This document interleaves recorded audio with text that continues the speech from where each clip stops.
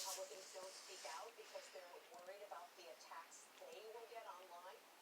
I can't speak for everyone, but I certainly think there are some that are concerned about that. Facebook announced new restrictions Wednesday to block and remove QAnon ads, fundraising, and searches. The site has already removed nearly 800 groups and 100 pages tied to the conspiracy theory. I don't know really anything about it other than they do supposedly like me.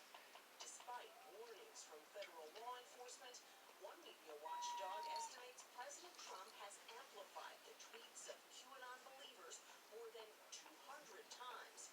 Kuczynski says there's a reason for that. They brought him to the prom, and he needs to continue dancing with them. So that's exactly what he's going to continue doing.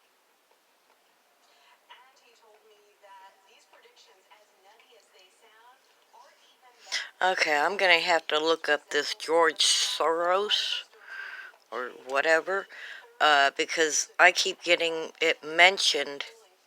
I keep hearing it mentioned, and even my own husband has mentioned his name a couple times about George Soros paying for a bunch of shit.